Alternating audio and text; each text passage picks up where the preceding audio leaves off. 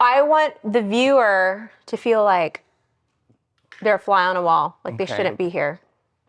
What do they call it? Fly on a wall. No. Risque. No. Risque? No, you know. Voyeur? Yes. But like in a professional way. Okay. Well, voyeur is just like a creeper, right? It doesn't mean like anything inappropriate. Sorry, I keep kind of adjusting. I hope I'm... Yeah, let's find our places. It's because my shirt keeps coming untucked the way I'm sitting. Is there like an intro or something? Yeah, we did it like 10 minutes ago. We've been filming. Oh, okay. Yeah. So just pick up where you left off. I didn't. Oh, okay. All right, then can we get started now? Let's go. Okay, great. You know, this banter, some might say, is unprofessional and toxic. How do you feel about that? I feel like I've always had a really sarcastic sense of humor, so... Me too. It's fitting. Oh, good. Yeah. Okay, Mr. Superstar, thank you for joining me today. You're welcome. Yeah. What happened this past weekend? Well, we filmed a TikTok. Yeah, how did it do? It did pretty well. It's doing pretty well. It keeps doing pretty well. I don't think I would call it viral, but I would say agents found value in it. Okay. And now, what is considered viral? Viral? Yeah. I would say like over 1 million views, probably. All We're right. not there yet. Okay, well, we need a few more views, and we're on our way. Yeah. Okay. Maybe close. And how has your experience been so far with this TikTok that's getting a lot of engagement? I don't know why I can't talk. Have you been drinking? No, have you? Yes. Can we pause and bring out the evidence, please?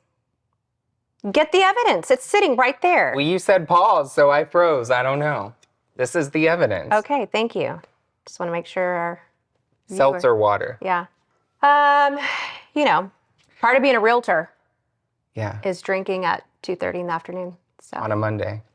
On a frickin' Monday. It's our Saturday. It is. Yeah, so I popped in and saw you this weekend for your open house. We did some role playing. I filmed it. I uploaded it because I thought, wow, this is going to be so cool for agents to see this role play take place, which, by the way, I gave you a hard time, but you did phenomenal. Thank you. Yes. I mean, I trained you, so...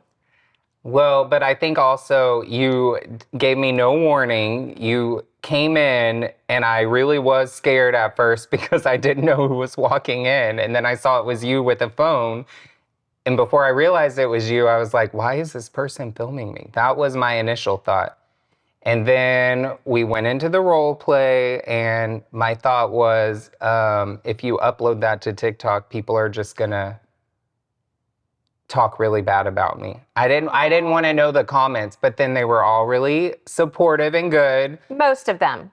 Most of them. And I realized I probably did better than I thought I did. So it was good overall, positive. Yeah. Well, I thought you did great. It inspired me to continue planning on going in and seeing the agents each weekend. I think it's just a great tool, role-playing. Agents don't do it enough. Yes, it's so awkward. And I almost feel like role-playing is harder than real life. For some reason, it just flows easier in real life, but the role-play is so important.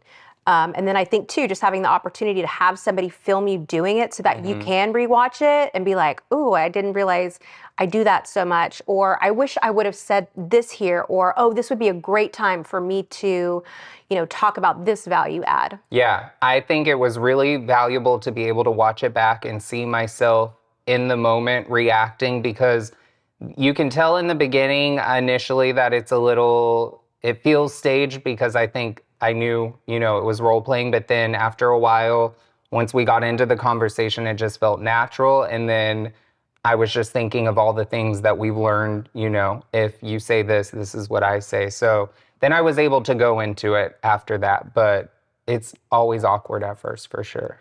Well, let's talk a little bit more about you and who you are as an agent on the Nicole Freer Group. Now, everybody wants to know who's Gerrod Bailey with the Nicole Freer Group. Do they? I mean, I heard you got a few more followers over this past weekend.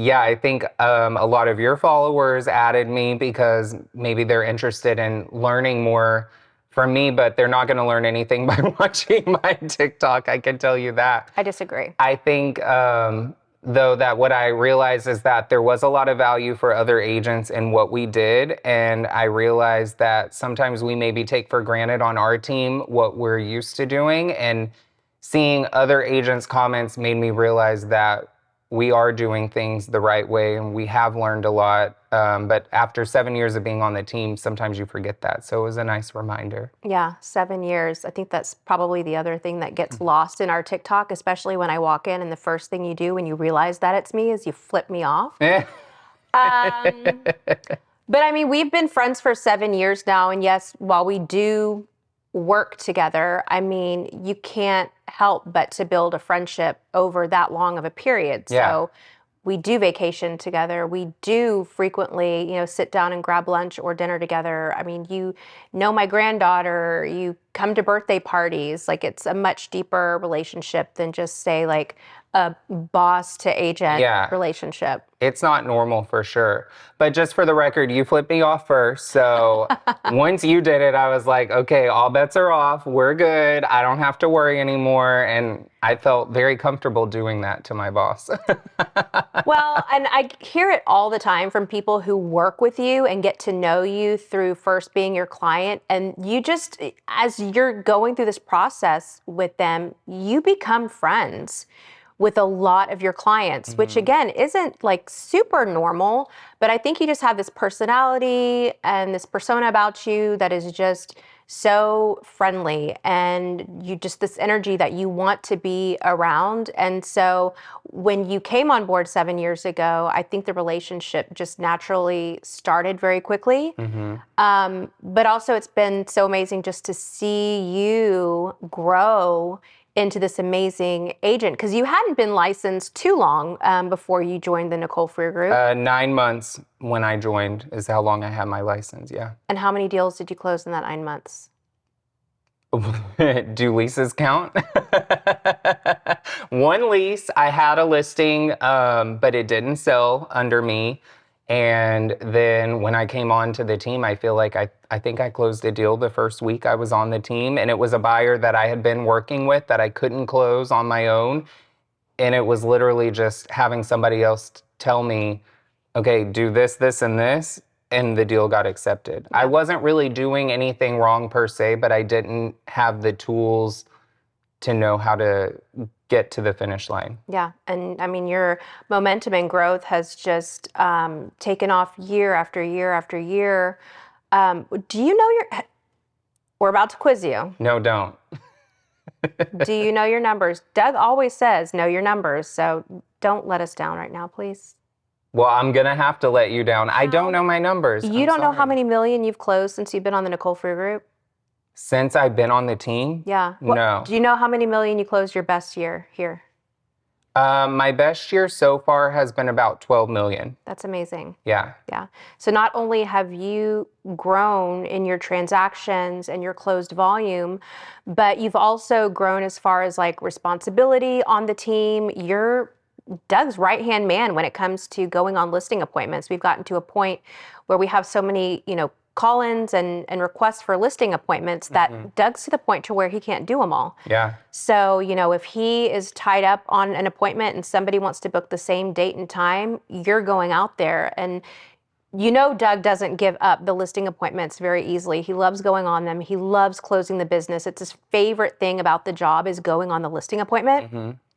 And so he doesn't give that up easily, but you made it so much easier for him to do that because you've done such a great job at going on the listing appointment and obtaining the business. I mean, that's your first impression. It's the most important part of the process with the seller is, letting them know who we are and what we're going to do to help them be successful in selling their home. So you're a huge asset to the whole team. Thank you. I appreciate that. But I think it kind of goes back to the role playing. I had been in so many listing appointments with Doug. I had heard him say over and over and over all the things that we say to every seller, which of course it changes based on the situation. But I know the key points to hit. And it's kind of the same thing with the open house script that we use.